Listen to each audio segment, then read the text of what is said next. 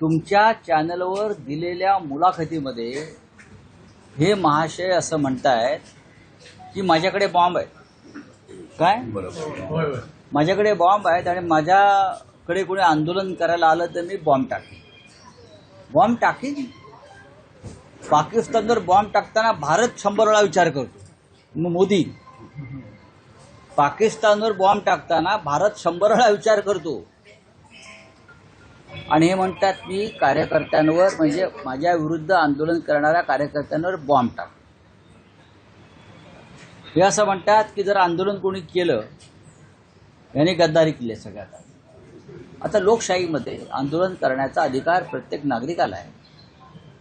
तुम्ही बेईमानी केली, तुम्ही मशाल चिन्हावर निवडून आलात आणि तुम्ही दुसऱ्या गटारामध्ये उडी मारली. ते म्हणतात की आंदोलन केलं तर मी तुम्हाला स्मशानात पाठवेन, म्हणजे ठार करेन. आणि माझ्या नादाला लागू नका. मी याआधी 5 लोक ठार केले. आता हे 5 लोक ठार केले असतील तर ते कोणत्या प्रकरणात त्यांनी ठार केले, कधी ठार केले, ते कोण होते, त्यांच्या बॉड्या मिळाल्यात का नाही, रिकवर झाल्यात का नाही त्यावेळेला, हे असं म्हणतायत. तर त्याची चौकशी अत्यंत गांभीर्यानं गृह खात्यानं आणि मुंबई पोलीस आयुक्तांनी केलं पाहिजे. जर बॉम्ब तुमच्याकडे असतील तर बॉम्ब तुम्हाला दिले कोणी? अतिरेक्याने दिले का? जर अतिरेक्यांकडून तुमच्याकडे बॉम्ब आले असतील तर दहशतवाद विरोधी पथकाकडे ही केस दिली पाहिजे.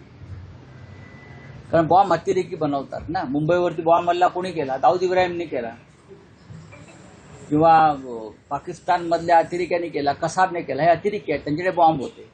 आणि हा माणूस म्हणतो माझ्याकडे बॉम्ब आहे. एकनाथ शिंदे यांचा बॉम्बचा कारखाना आहे का?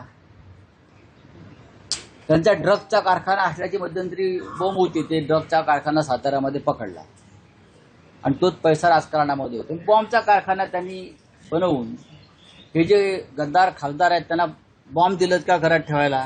कार्यकर्ते आले का वरून बॉम्ब टाका. याची चौकशी व्हावी. महाराष्ट्रातील सर्व बातम्यांचे विश्वासार्ह व्यासपीठ, सकाळच्या सर्व सोशल मीडिया प्लॅटफॉर्मला लाईक, फॉलो आणि सबस्क्राईब करा. तसंच सर्व नोटिफिकेशनसाठी बेल आयकॉन प्रेस करायला विसरू नका.